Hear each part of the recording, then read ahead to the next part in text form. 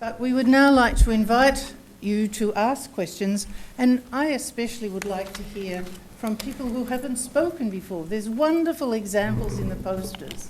There's many students and inquiring minds out there, and I think the panel has presented some fantastic examples of management from the ground up. So go for it. We want lots of discussion. If you could say your name before the question, please, because we are recording this.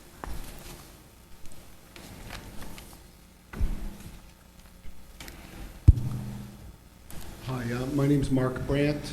I'm with MTBA Architects and Urbanists in Ottawa. I'd like to ask a question of you, Miriam. First of all, thank you and all the panel for great presentations. I wanted to try and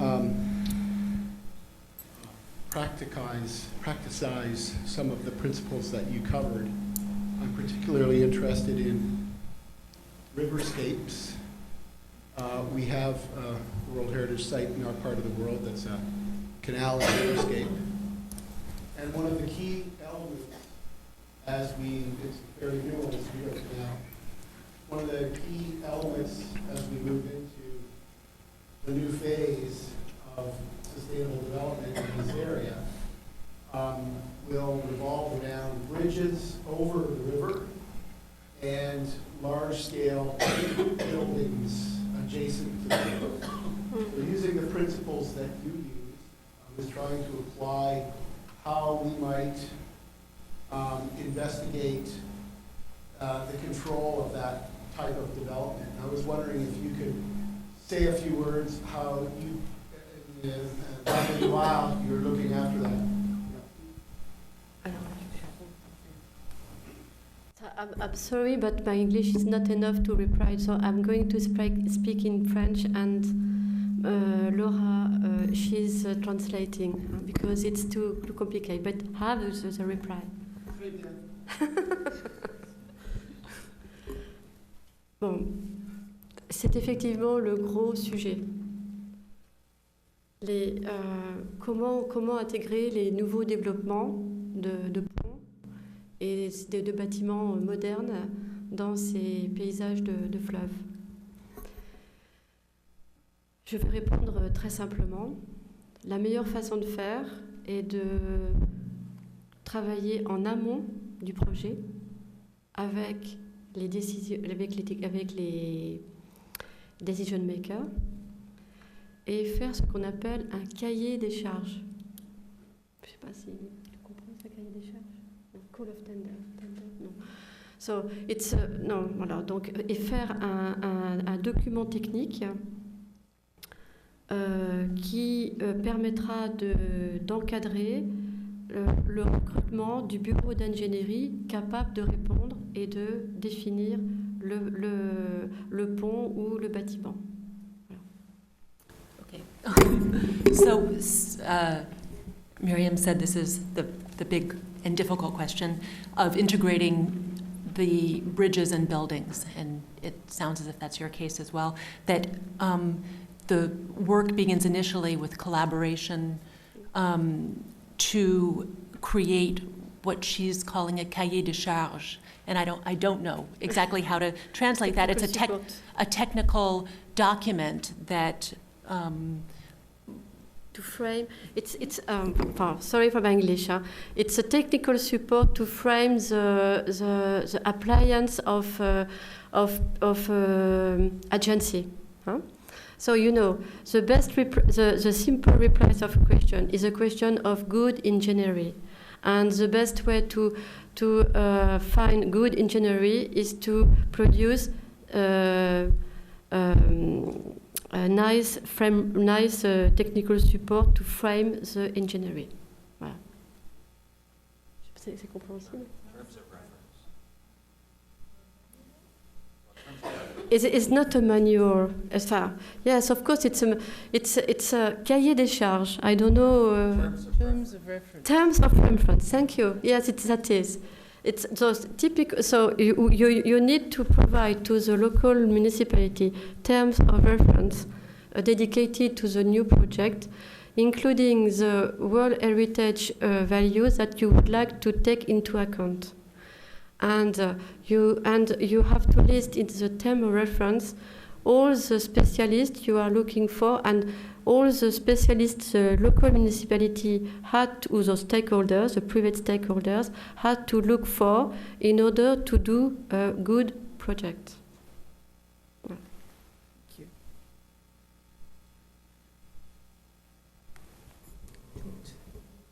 Just, Jaola.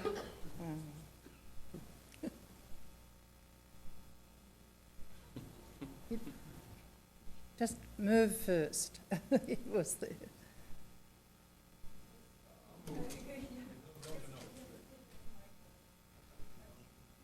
I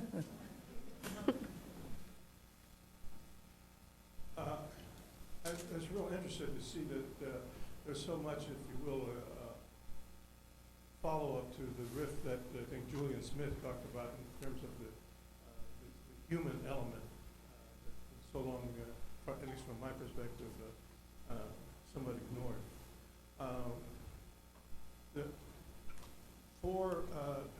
In France, as an example, what role does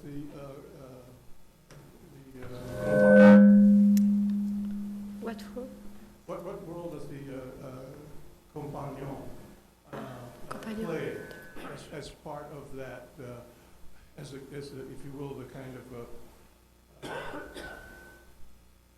holders of that kind of traditional knowledge? Mm. So I try to reply in English, but so the compagnon, it's very important things, but you know, traditional things, it's very important to carry out, and we need to base on traditional process to make a good restoration. But the management plan or the management of the site is not a question of restoration. Of course, there is some emblematic place that we need to be restored, and we have a lot of people, technical. We have a very dedicated technical support just to restore it in good condition. And Compagnon is one of the famous network to deal in that field.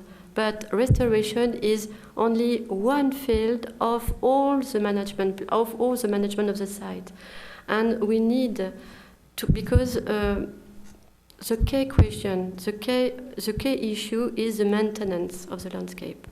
And if you would like to have the maintenance of the landscape, you need to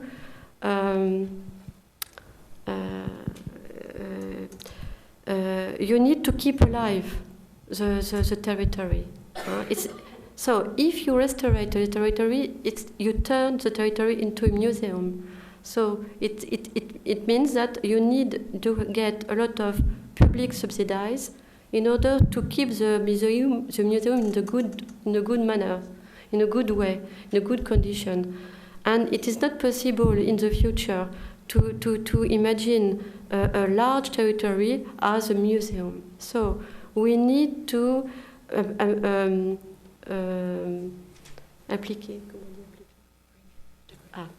we need to integrate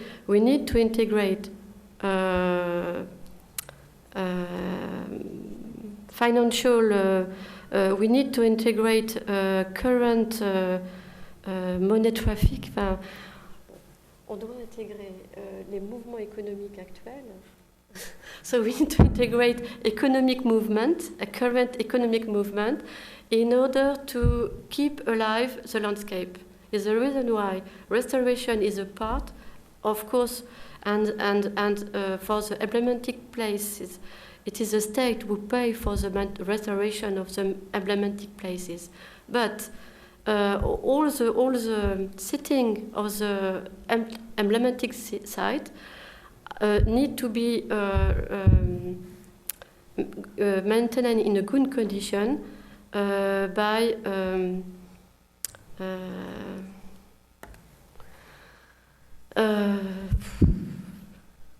sorry for my English. Oui, alors, voilà. Donc,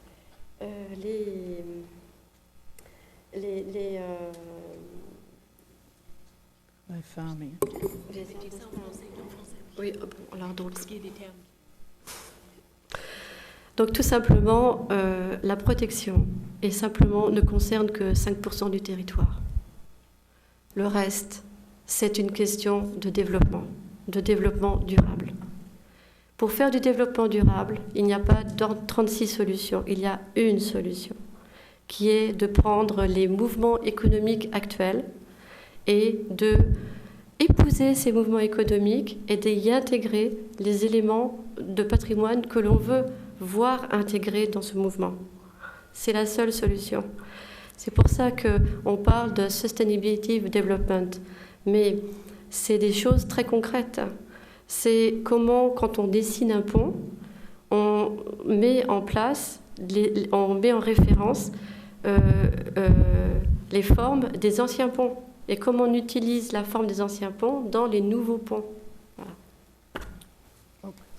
I think people have understood that it's not just a question of restoration, that the buildings, the restoration and protection of the buildings is only 5% of the territory and the rest is development. And the only way to maintain that development is by using the existing economic structures and to work with the two in collaboration. Yes. And Miriam used the example of the bridges, that you use at the same time the old drawings and the existing structure of the bridges, but you modify it to take into account other factors and to make it usable within the existing economic system in the territory. Thank you. I think there's more detail as well in Miriam's paper to answer some of those questions, and we can see that. George, you had a question next.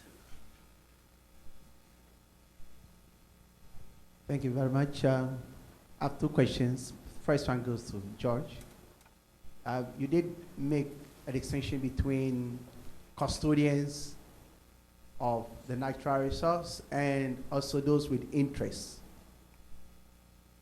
I want to know from you if the institutional framework for decision-making at the community level are oral or they are documented, say that one can trace issues from the beginning to the end.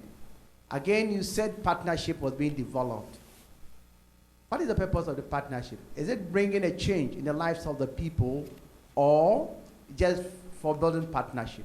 And what are also the mechanism for tracing that the partnership is yielding the needed results? My second question goes to Susan. You also did mention at the community level or at the level of locality that people are involved, volunteers are involved in doing some activities. I want to know if these are institutionalized volunteers or they are ad hoc. And if it is institutionalized, how do they maintain themselves? And if it is ad hoc, why is it an ad hoc but not an institutionalized one? Thank you.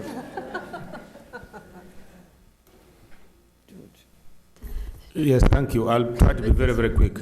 The Kayas, for a long time, had no documentation as such except by scholars. These are heritage that have been there since the 8th century, and people have lived them. So knowledge has been passed from, generation to generation, and it is gerontomy, whereby the elders are the ones who manage it, and young people are taken as they go on. However, from the late 1980s, the intellectual community became very interested, particularly on the biodiversity of the Kayas. And so a program was started, supported by WWF. And then the National Museum also came in. So they developed a partnership. And then they were gazetted as national monuments.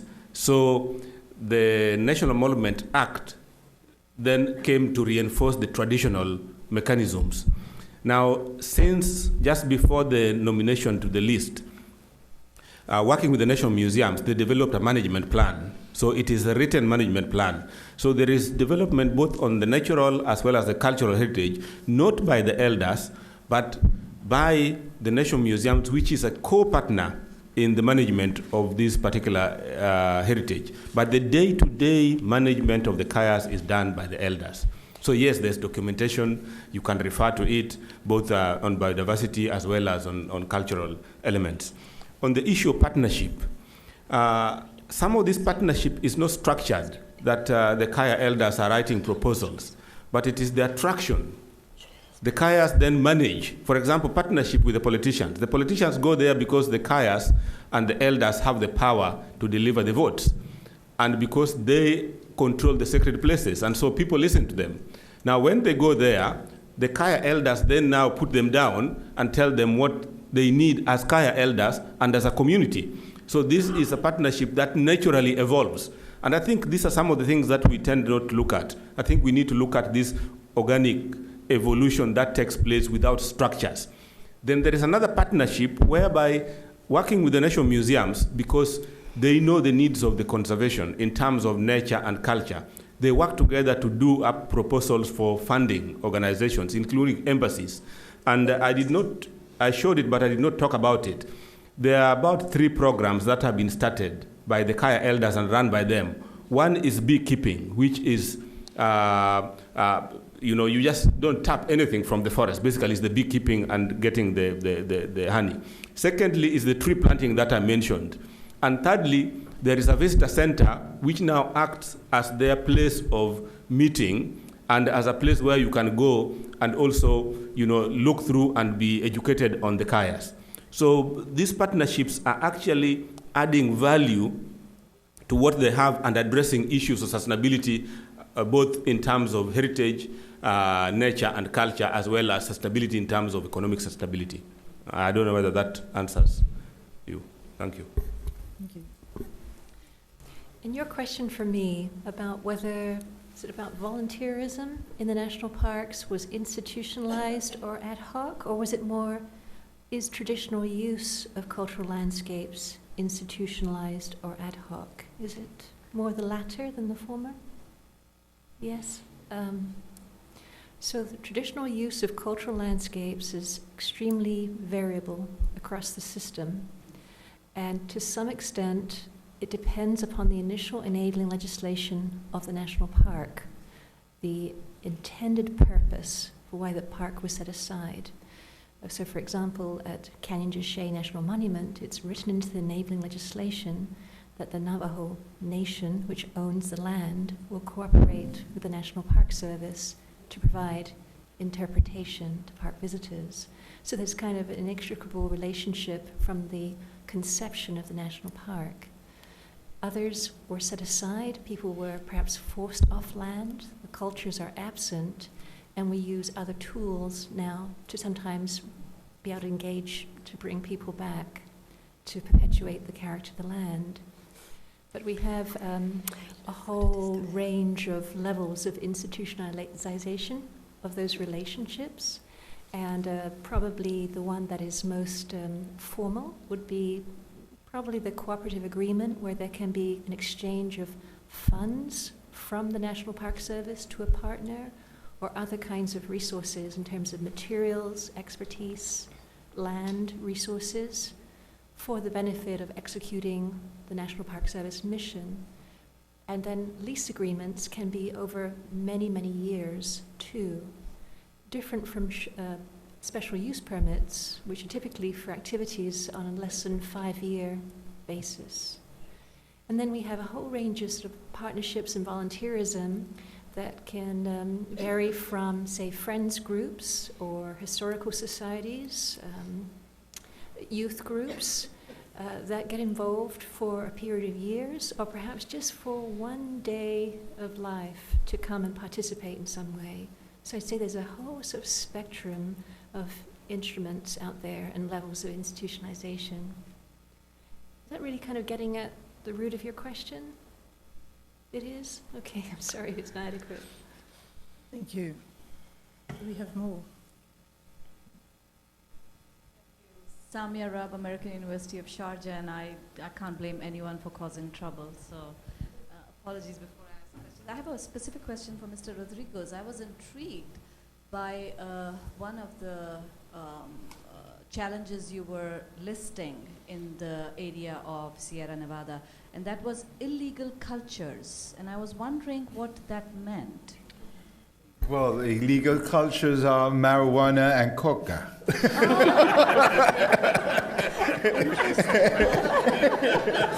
Interesting, because That used to, in the 70s, there was a marijuana boom, and all the lowlands, yes, but that comes from the Peace Corps that came from Vietnam, and they start growing an excellent marijuana they call Santa Marta Golden. Oh.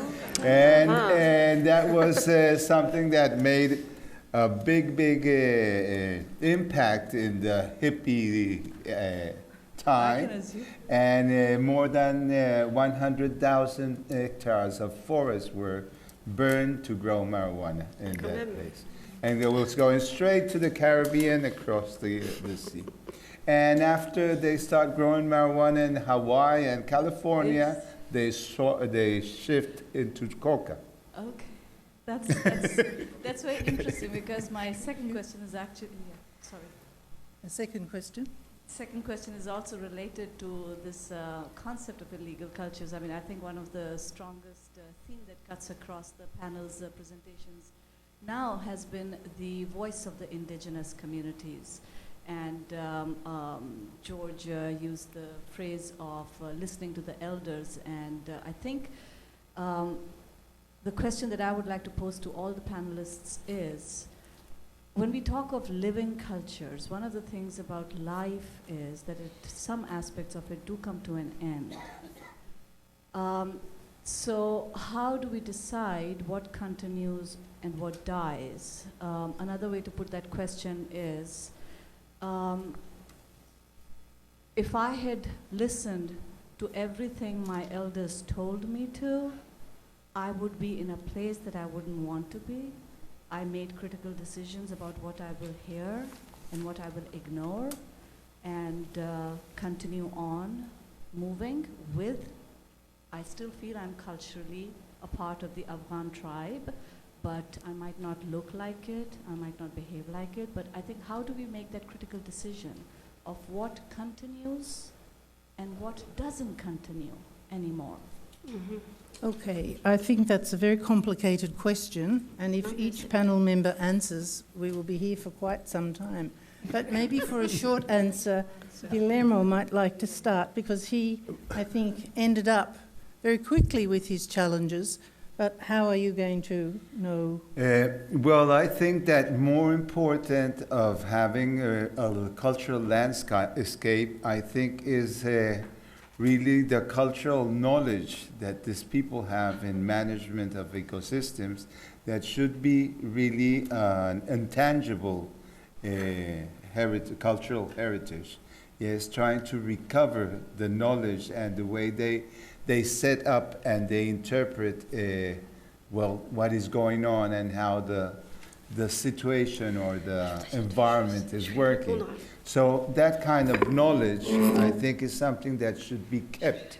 Yes, in a way, if you think of this indigenous people, what should be kept or what should be taken away, well, they seem to find everything they need within their ecosystem and within their area. And that's what they claim. They don't want any help. They don't want any aid. They want to recover their traditional land. And they will be able to survive with that only. George. I think very quickly, maybe because that question would take us back to what we don't want, the definition of heritage. And for me, heritage is not static, neither is culture static. It changes, it evolves. And so it takes care of itself. I mean, we are also producing new cultures. You are producing new cultures. So it sieves itself. And people choose what they want and leave what they do not want. So for me, the very simple answer is that it is a natural process and also a process of our own making that decides what it needs depending on the occasion. You made what you made, you have done a fantastic thing. They have decided to stay with what they want. They are doing fantastic things. So that, to me, is my answer. Thank you, George. And I think, Susan, you, in a way, within the national park, you are trying to allow traditional people to retain and reconnect, either their knowledge, their practices. Oh, absolutely. We recognise that they're critical part of what the mission, the NPS mission, what we're trying to do on behalf of American people. Okay. They are part of the equation, but it's certainly is a challenge that we can't keep everything, but there are threads that need to be perpetuated. And for Miriam, Yes. re-establishing old traditional farming uses, etc.? Yes, I have two replies to the question. It's first, there is a question of resilience. Someone who spoke, Susan spoke about that point yesterday morning. It's very important. There is, I take back your definition. It's very good definitions. It's a fact to the ability to deal with the change, the resilience. So it's very important when you manage a territorial place because there is a collective memory of what we need to carry on living on a place, and it is the resilience things. When you want to imagine a new way of housings, for example, I take a very simple example to prevent against the flood.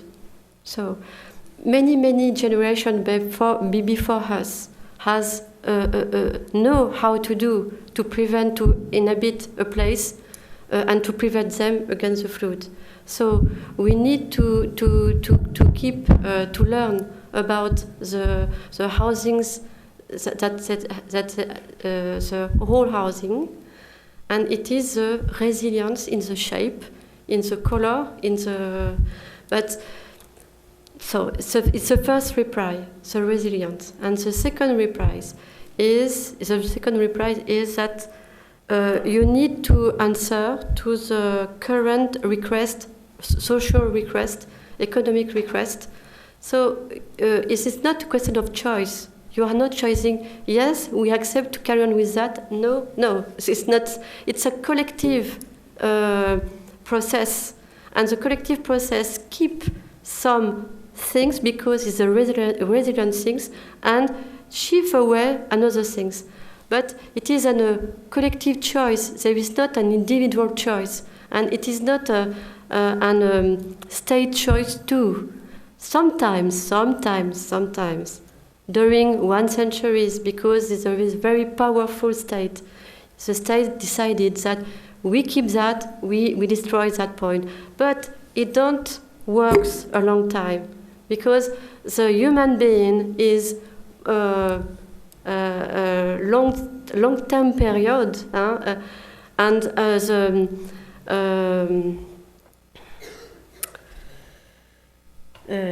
so the reply is that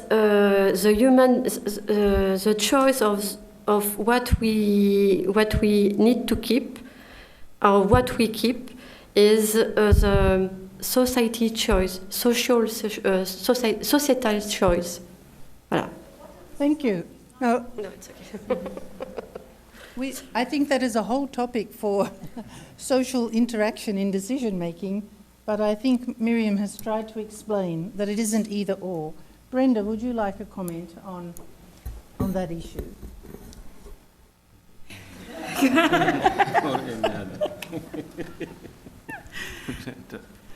Well, I think particularly when I look at things in the United States, which is really my area of expertise, there's a lot of dynamism in society and in the landscape where things can change. They can change very rapidly, and society has to adapt and come up with new forms and new ways of responding. And I'm looking at in my state, changes where populations change over mining and gas drilling. There's really rapid change, and trying to see how people react to that. And it's not going to. They're going to be the individual choices where people move away or decide to pick up a banner and go to the vote box. But there really are. There's a lot of. It is just a very dynamic process, and we all know with globalization and the needs of markets, just sweeping around the world, whether it's invasive species, our energy needs. This is a time where there is radical change, and I think looking back to the wisdom of people who are trying to manage lands in a more traditional way is quite interesting too. But one of the things I wanted to comment on is the language that so many indigenous groups are using is really more the language of ecology and the language of sustainability, not so much the language that as cultural heritage practitioners we use. So I just think that's pretty interesting. Okay. Thank you. I'm sorry, there's a couple of questions at the back, but we are out of time. We are now going to have the winner of the poster competition. So please, Adi.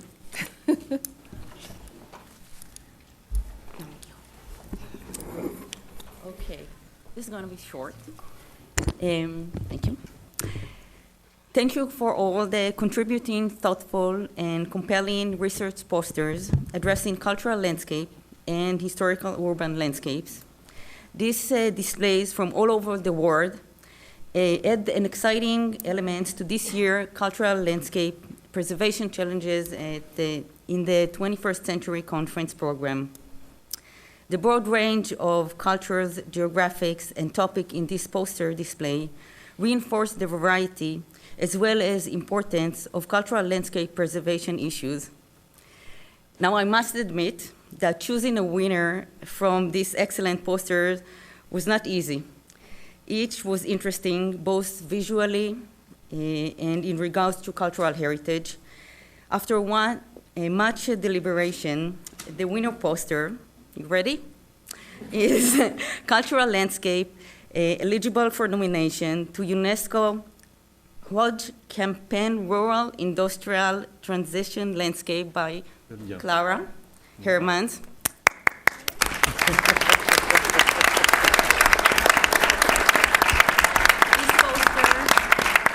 This poster deals with an area currently tackling the World Heritage Site nomination and illustrates the importance of multi-stakeholders' involvement. It addresses the 21st century challenges in cultural landscape preservation and can serve as a learning tool for others pursuing these nomination processes. So, thank you very much, and good luck.